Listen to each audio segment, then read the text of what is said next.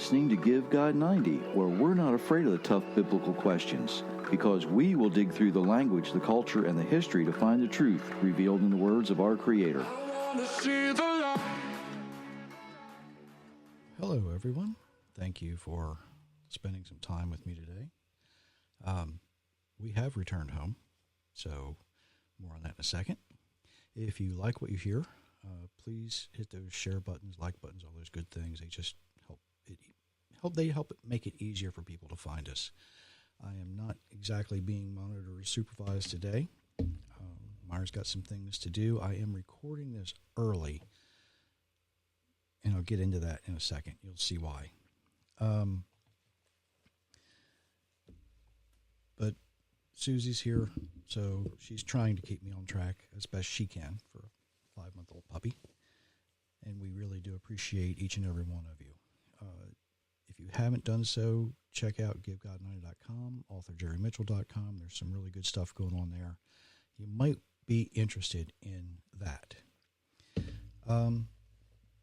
We went last week to see Myra's father one last time. We made the decision to go, let her spend some time with him, say her goodbyes while he was still alert and able to hold a conversation and those kind of things.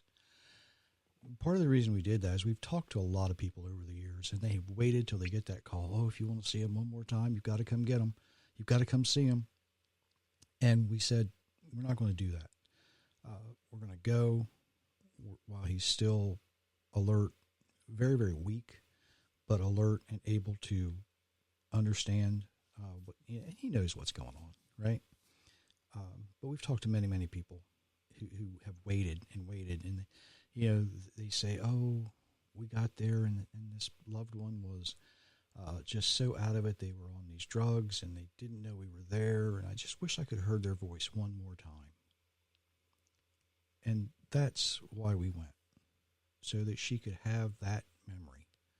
She could have that closure. And he could too. Let's be honest with you, he could too. And I know a lot of people are in this situation every day. And I'm going to encourage you, don't wait. Go talk to him.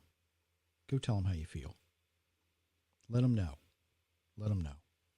It's better for both of you. Trust me. Anyway, he is failing quickly. Myra's got some errands she had to do today. And I figured while she was doing that, I would go ahead and pre-record this because the last thing she needs to be doing is dealing with all the things that she's going to be needing to deal with. And we're getting a phone call if we're doing this live. That just wouldn't be good either. So that's why I'm recording this now. I had a chance to look at some news articles while I was away. And it's been interesting since the election, right? It seems that Vice President Harris is involved in what some people are calling a scandal. And I don't want to get political here, but you're going to see how this all fits together. So stick with me. Some of the people that she chose to have at her campaign rallies, events, apparently were paid. And I'm not going to drop names here because there are some discrepancies in the reporting about who got paid and how much and that kind of thing. But I want to say it proves my point when I say that entertainers are typically paid professional liars. Now, none of the entertainers at her events, I am sure, are any fan of Donald Trump. Don't get me wrong here. I'm sure they have no love for him whatsoever. They're entitled to their opinion. I respect their opinion. But the need to be compensated to show their support for a candidate or a person, that shouldn't need to happen. That just shouldn't need to happen. If you don't believe in a product or a candidate or a cause, then don't speak in favor of it. It's that simple. And it doesn't really matter if it's a product, a cause. If you don't believe in it, don't do it. You see, a paid professional liar doesn't need to believe in a cause, a candidate, or a product. They need to be able to have you think they do. Think about that. Now, I will drop a name because this came out, I think I read it this morning. Lee Greenwood has publicly stated he has not received any compensation from the Trump campaign. His opinion is that Trump was the better choice. That's his opinion. Again, not offering anything one way or the other here. He chose that. But Greenwood chose to donate his time and his talent to entertain the people that came to those events. You see the difference? Do you see the difference? You either get paid to promote something or you donate time and talent to promote something. If someone's being compensated to promote a product, chances are it's marketing. It's marketing. And I hope you can see that using familiar names to influence your decisions is a marketing ploy. That's all it is. It's not always going to be the best, most accurate, most useful information. And you need, if you're going to make a decision, if you're going to make a choice, it should be based on viable, accurate information. It's that simple. Doesn't matter what we're talking about either, does it? And I'm going to use some examples here, and you're going to see, I hope, I can bring this all together in a way that makes sense. Myers not here for me to bounce this kind of off of, so I know I'm saying it right. So bear with me. It's often said that politics has strange bedfellows.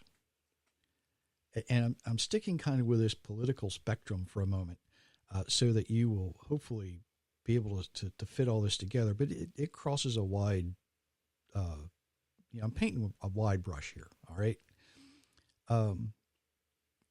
Politics makes strange bedfellows actually is an adaptation of Shakespeare's Tempest. There's a line in there about strange bedfellows. We've had a chance to see that over the last several months. One of the strangest that I noticed, who would have ever thought that Robert Kennedy Jr. would be an advisor for Donald Trump, right? That's just a little odd, but okay. I kind of think, I'm not going to speculate, but I think I can see where this comes from. Now, if you didn't know, Kennedy is actually a self-proclaimed environmentalist. That's what he says. I would also go so far as to say that he is very health conscious as well. I'm going to put that out there. He has actually sued a lot of what we call in the United States the alphabet agencies, like the FDA, CIA, you name them, they're out there. Because many of these agencies approve some things that are a little questionable. Certain chemicals in the food supply chain. They allow certain radio frequencies to be used that are known to be detrimental to people's hearing, it interferes with the natural frequency of what we're doing.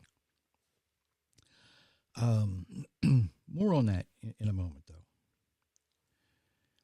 Kennedy believes that people should be able to make their own decisions about what they consume, about what they use, the products they use, the food they eat, what they drink. He said if somebody wants to drink raw milk, for example, he believes they should have the ability to purchase and consume raw milk. It's good for you. We'll get to that. Hopefully I'll have time to get to that in a moment. So, here we are, and you're probably going to be hearing a lot about some of these things in the next several months. So I kind of want to give you a little bit of a heads up. Just some information that you need to be aware of. You'll see how it all ties together before I'm finished. Kennedy, in an interview last week, spoke about several things having to do with the FDA. One of those things is fluoride in drinking water from public utility companies. I've always had a problem with this because I know where it comes from.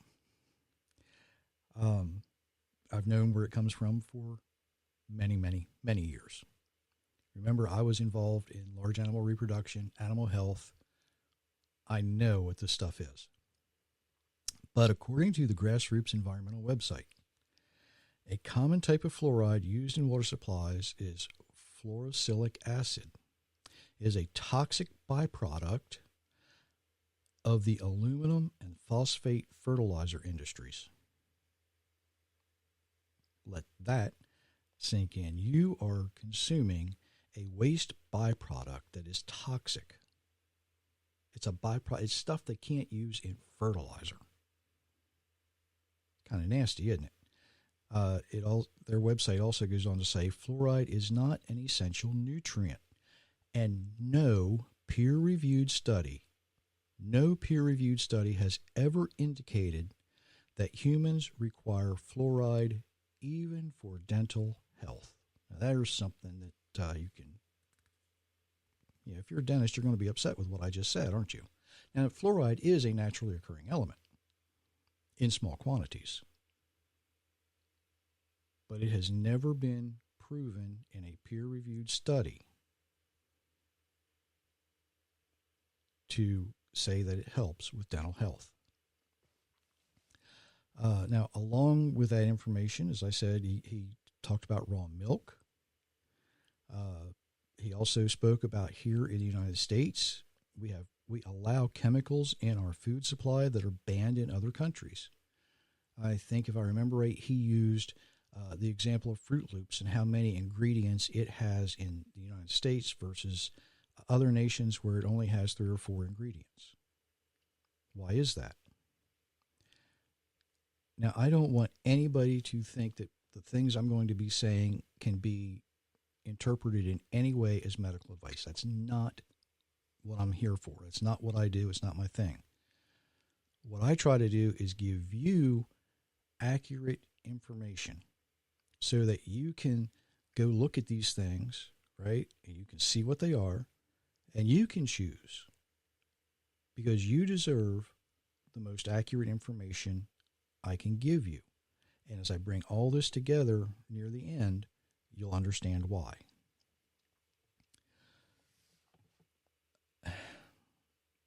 We need to make decisions not based on marketing promotions, not based on traditions, not based on doctrine, not based on feelings. Well, I feel like that's a good idea. Really? Really? I feel like if I jump off this bridge, I can fly.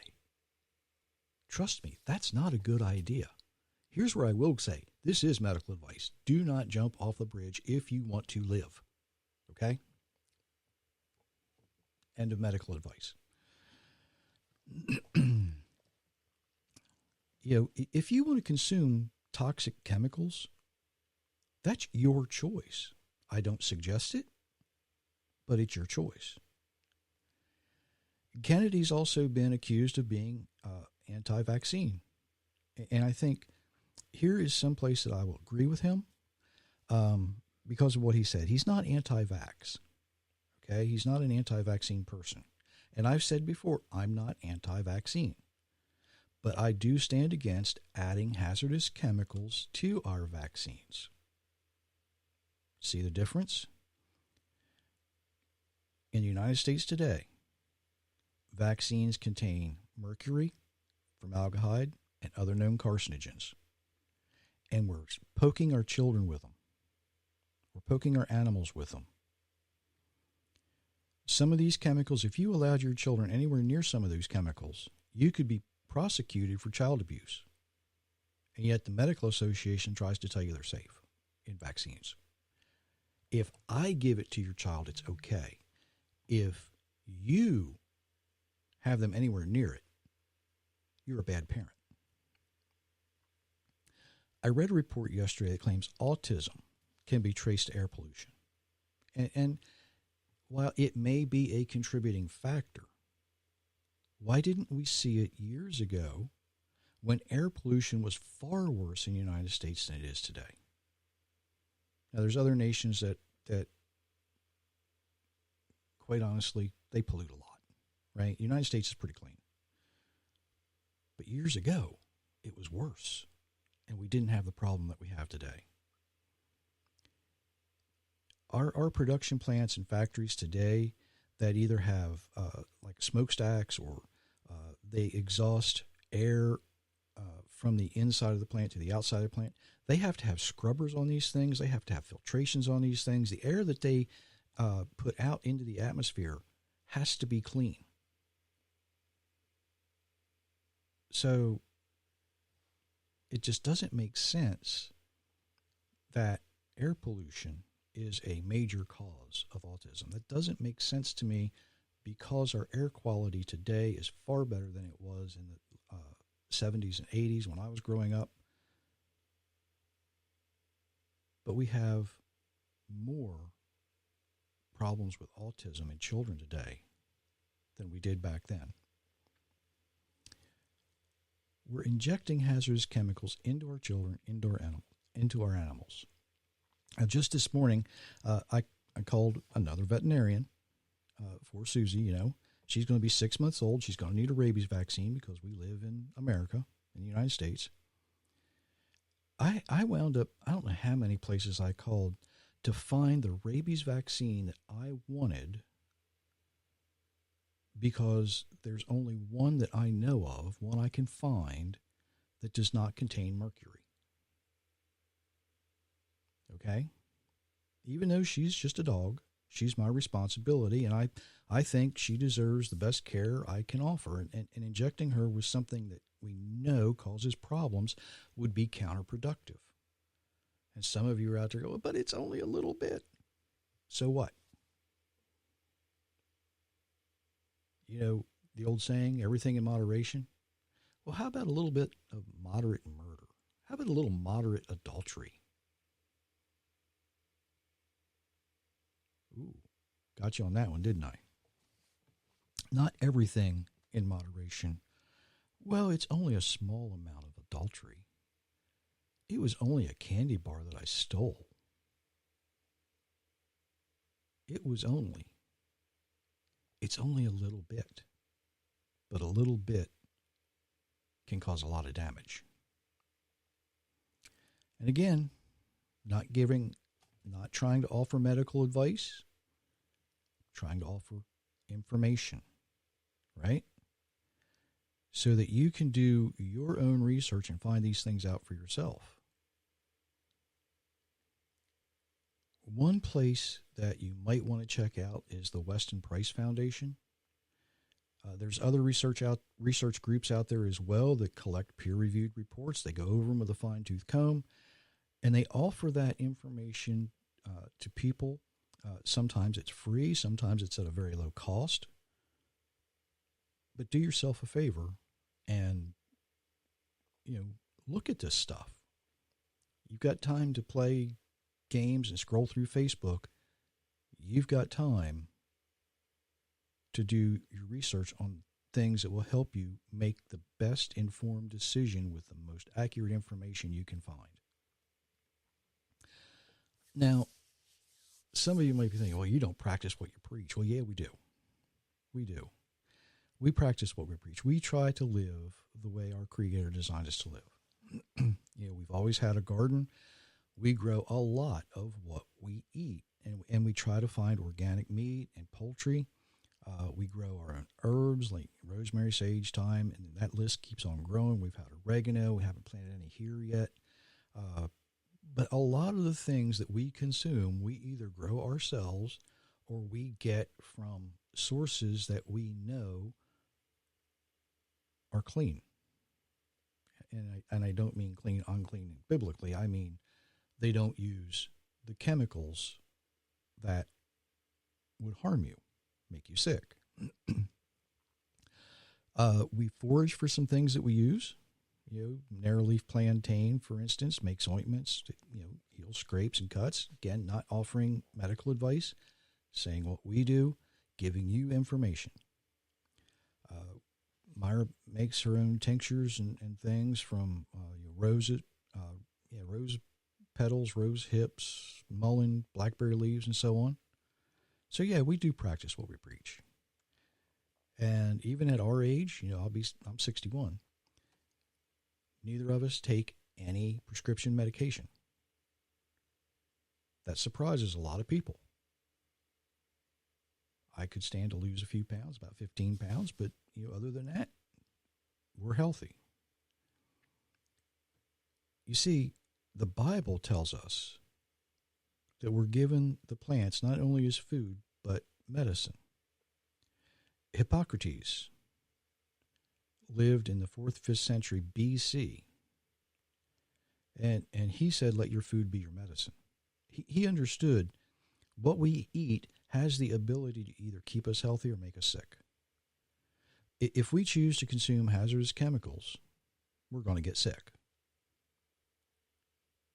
Don't believe me? Look around you. How many people are healthy? How many people are sick? How many people are sick that you think might be healthy? See, not everything's obvious. When John Kennedy, who is Robert Kennedy's uncle, when he was president, only 4% of the population in the United States was obese. Today, that number is 74%. Did you realize that? In 60 years, we went from 4% to 74% obesity rate in the United States. In 1961, there were no drugs to treat chronic disease because there was no chronic disease. There was no budget for it either. It wasn't until we began to allow toxic chemicals into our food supply and water supply did Americans actually begin to have a health crisis. Check the numbers. Don't believe me. Do your research. Then go back to the Bible and see what it says. This is going to be fun. On the banks, on both sides of the river, they will grow all kinds of trees for food. Their leaves will not wither, nor their fruit fail. But they will bear fresh fruit every month, because the water from them flows from the sanctuary. The fruit will be for food, the leaves will be for healing.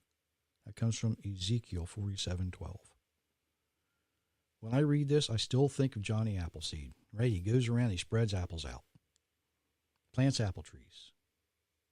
One of the healthiest, best foods I know of is a fresh apple. Not just because they're fun to eat either. You can do a lot with an apple. You can eat them, you make pie with them. Ooh, apple pie. Love apple pie. You can make apple cider vinegar. You can make apple vinegar. Apple cider. More on that in a minute. But let's take a closer look at something. 1 Samuel 8:13. He will take your daughters to be confectionaries, to be cooks, and to be bakers. Now, the word confectionaries, some translations use the word perfumers. It's actually a very specialized craft. These were the people who would know how to make the balms, the salves, the ointments, the tinctures, and so on, that would be used for medicine. Samuel's warning the people, if you get a king, you're now going to be dependent on the king to supply your medicine. Wait a second. Things haven't changed much in almost 3,000 years, have they? Imagine that. What our Creator told Samuel to warn the people has been happening ever since. Our Creator provides us with the things we need to live the way He designed us to live, but He does give us the freedom to choose. We can choose His way, or we can go our own way. Now, some of the folks in the United States might be thinking, well, I can't learn all this. It's just too hard. I don't know how to do these things. Well, we can't learn it all either because there's so much to learn. It's very specialized.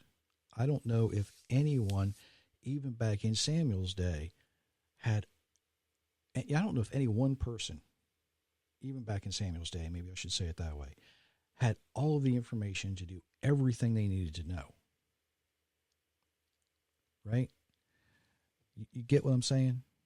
It takes more than one.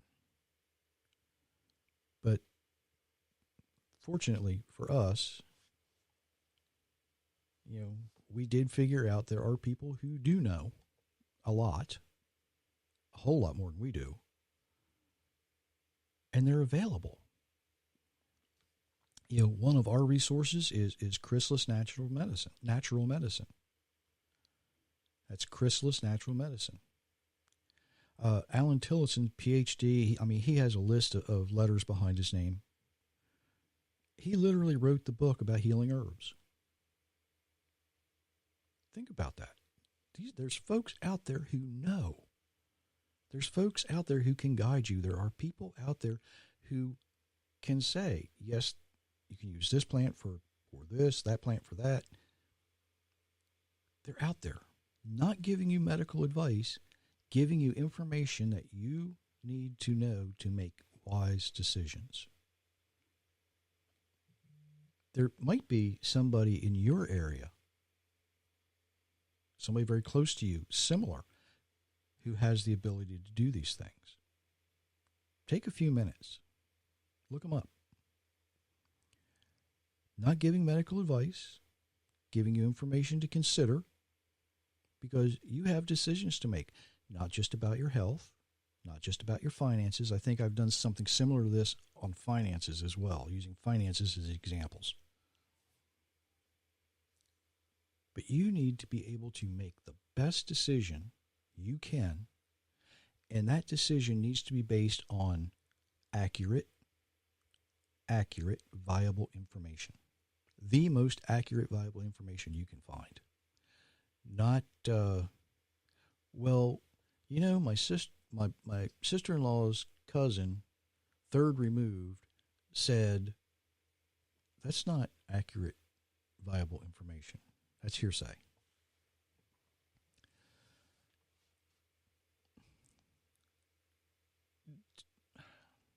I don't want this to sound like medical advice either, and it's going to, and I apologize. But please don't be somebody that goes to the doctor and just accepts whatever they give you without asking questions. Ask. It's okay to ask your doctor questions. It's okay. You have my permission to ask your doctor questions.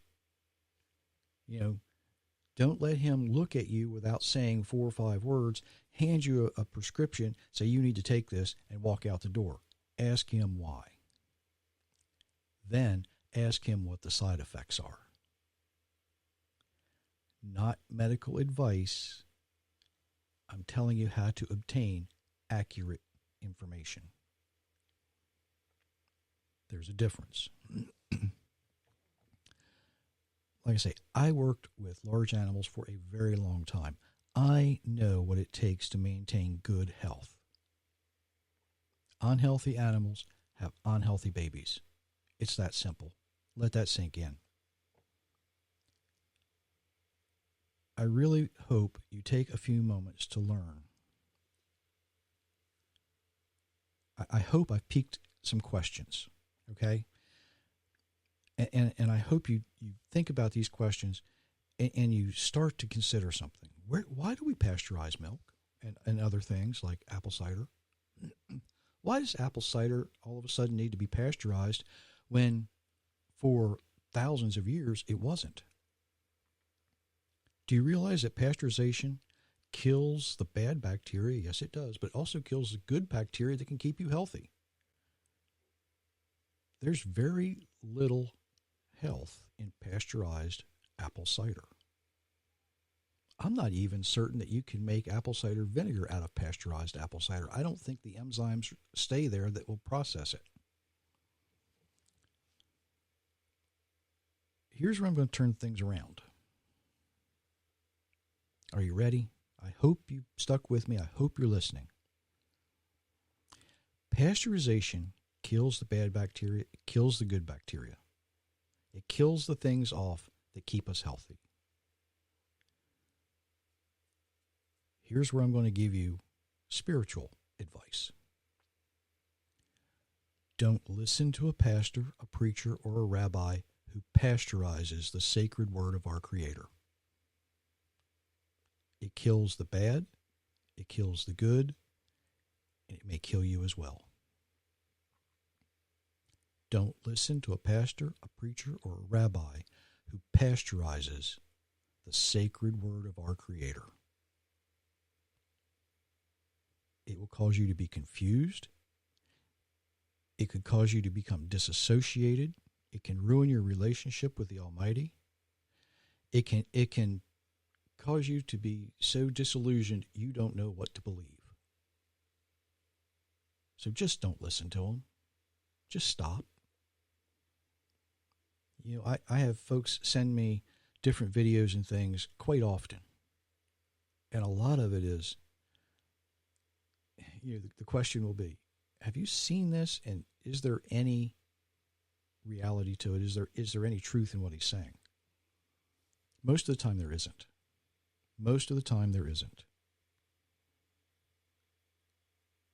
And I'm kind of glad that folks take the time to do that, because what they're attempting to do is gather accurate information.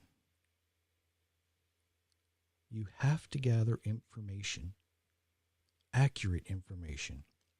You've got to be able to compare these things so that you can make the most wise decision possible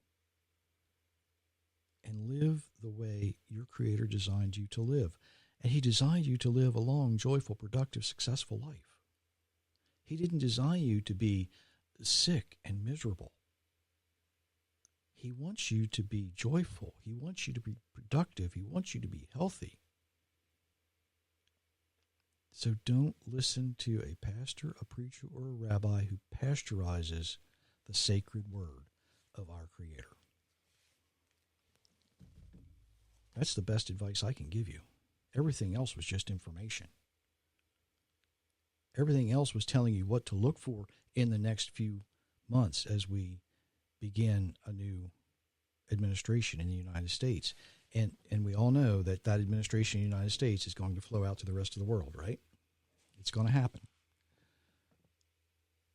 So be ready for it. Be prepared. Do some research.